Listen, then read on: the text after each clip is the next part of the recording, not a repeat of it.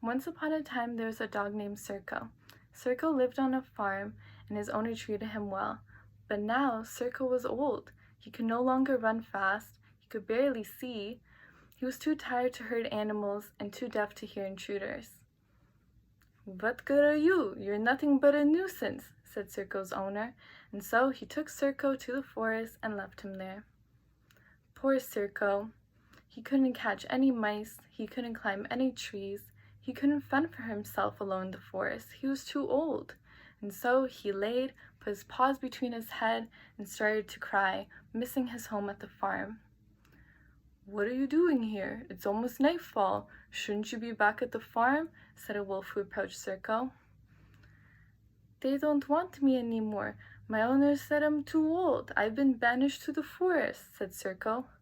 "Humans, what about everything you've done? I remember you chasing me for years and years. Does that mean nothing?" said the wolf. "No, I am too old. I can no longer do those things. I am no use for my owner anymore," said Sirko and started to cry. "Don't cry. I hate crying. Don't worry, it might not be as bad as it seems," said the wolf, and the wolf thought of a clever plan. "Soon it's going to be harvest time, and the farmer and his wife will be outside mending the fields, and the new baby will be left alone. I will grab the baby, and I will bring it to the edge of the forest, where you will take the baby from me and bring him back to the farm. You will be treated like a hero," said the wolf. That does sound like a good plan," said Sirko, and he already felt better. And so they waited a few weeks for harvest time to come. Sirko ate grasshoppers and any little insects he could find, and soon it was harvest time. And just like the wolf predicted, the farmer and his wife were in the field while the baby was left alone in a pile of hay. The wolf sneakily crept up to the baby and grabbed the baby. "Husband, husband, a wolf has the baby," said the farmer's wife. But the wolf was too fast for the farmer, and so the wolf came to the forest just like planned and dropped the baby for Sirko. Sirko grabbed the baby and started running back to the farm. "Oh, you brave dog, Sirko! You will be treated like a king now," said the farmer. And so Sirko was welcomed back, and he was given a new bed by the fireplace, and he was able to eat everything that the owner and his wife ate at the table, while the wife cut everything into little pieces for him so he can chew with his few teeth. But Sirko never forgot the wolf's plan, and he felt he had a debt to pay. So Sirko would come to the forest and bring scraps of food and would give them to the wolf.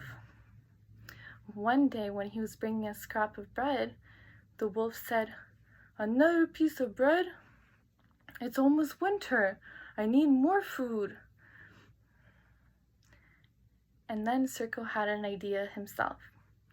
"Well, it will be Christmas time soon, and the farmer and his wife will invite many guests because there will be a lot of food and wine and celebration. Maybe I can sneak you into the house and you can be under the table while I secretly give you food," said Sirko. And so the wolf waited to see if this plan would happen.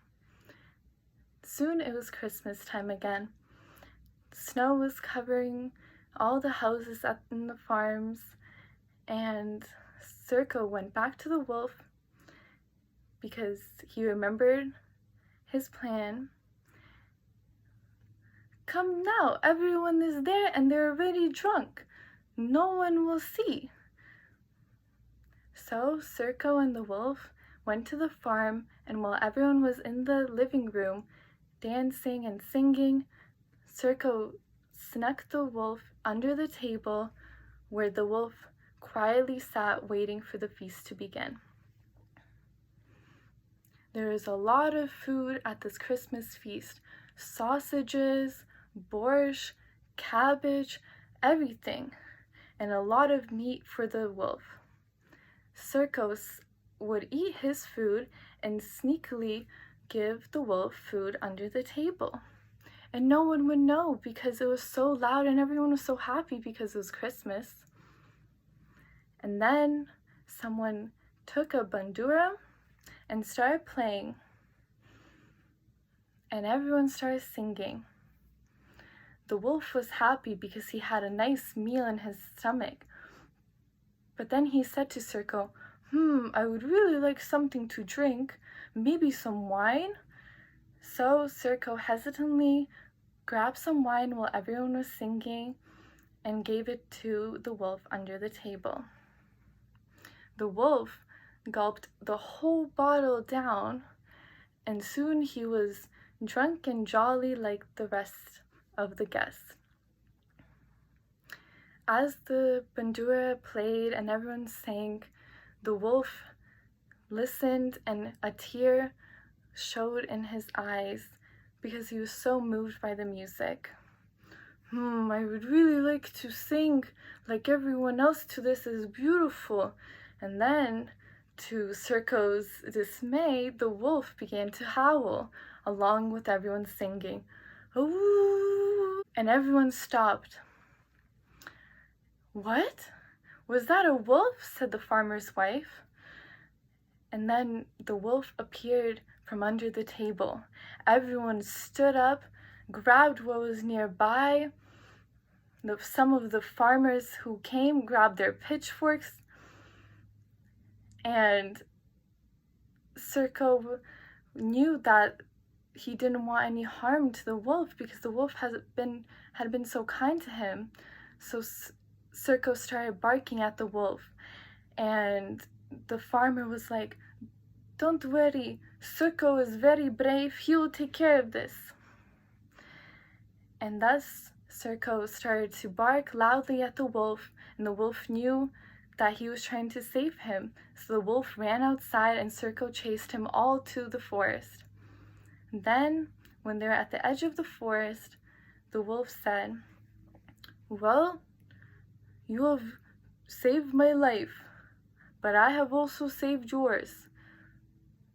And then Sirko replied, "Well, I think we're even now, and we can be good friends." And thus, Sirko went back home, where he was praised for being brave and given more meat, and the wolf, happily with a full stomach, went back to the forest, and they both lived their own separate lives, never forgetting the debt that they paid to each other. The end.